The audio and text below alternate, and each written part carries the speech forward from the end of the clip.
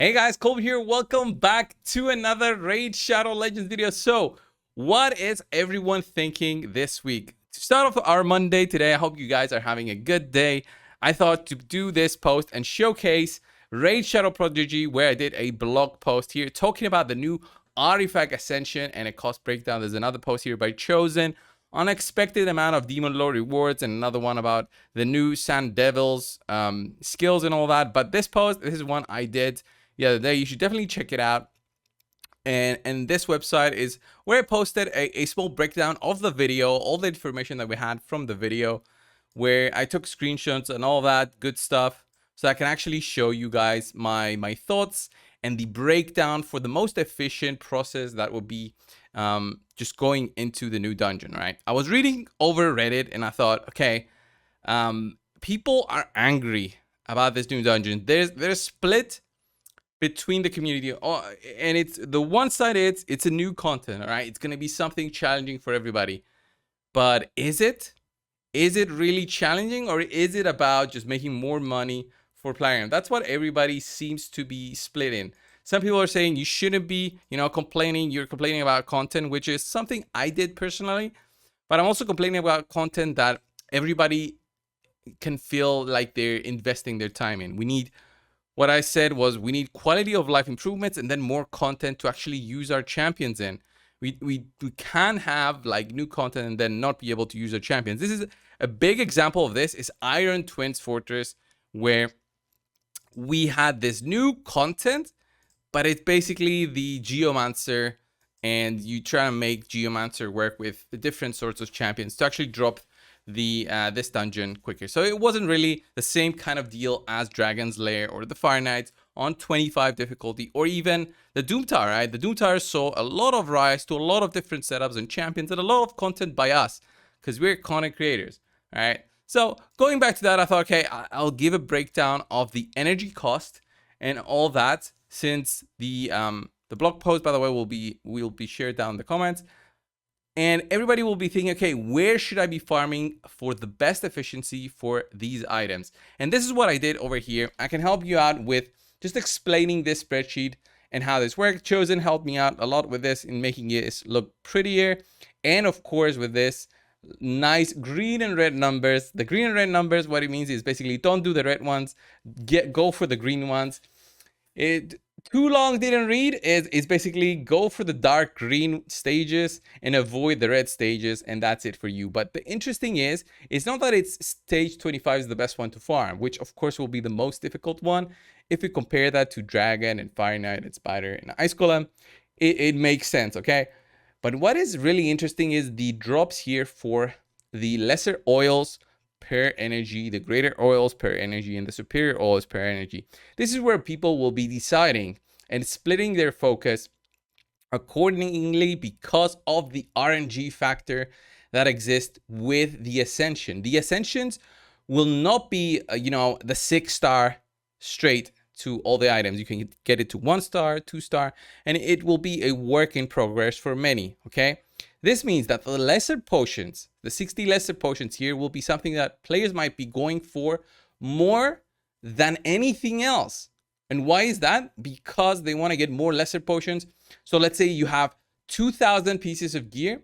You want to get all of those to at least Ascension 1 to see where you got lucky. Because if you get those speed boots with the speed stat added on Ascension, then you say, okay, I need to work on those boots. And I need to get more of the lesser ones, more of the greater ones, more of the superior ones. But the first 60, that's where you'll be deciding, okay, I need to do a stage with the most lesser oils per energy. And that is actually surprisingly stage 11 with 0.79 lesser oils per energy spent. And this is the same on 14, 15, and 16, but we don't know the difficulty of that. And of course, you'll be getting greater oils as well in there with a 0.32 greater oils per energy spent.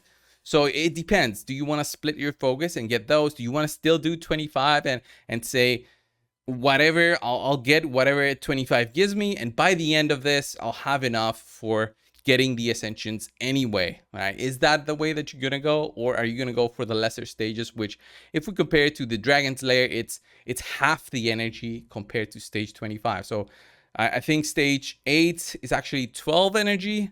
All right, stage 7, 9, and 10 becomes 12 or 14. I think on 12, so 11 might be 10.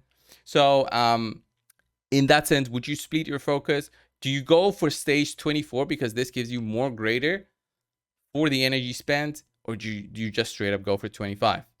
It all depends on how you want to split your focus and how you want to go ahead with the artifact ascension. That's what I break it down. I'll leave this link, of course, for you guys to see it with your own time. And I've broken down this analysis that I've just mentioned right here in this blog post. Definitely check it out. There's many more things here on the website, like a CVC calculator, offer calculator, blessings explained, and of course more posts by the Aftershock members. All right, going back to the game is where I want to rage on a little bit, okay? Because if we compare Ascensions again to the way that the Chaos Ores work, which is a good way, is you get sometimes, unfortunately, items that you want to reroll, okay?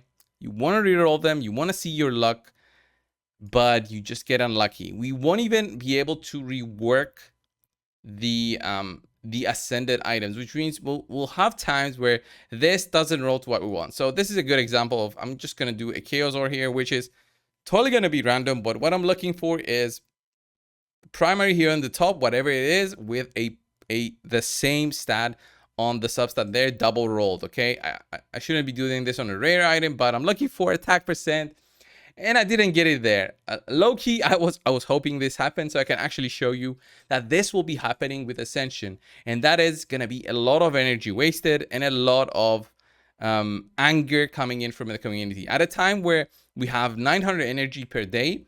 Our focus will be split even more between, okay, doing dungeons, saving energy for CVC like I'm doing Fire Knight when there's a 3x on regen. It's a lot. It's a lot, especially for free to play where they don't even buy gems and packs like I do.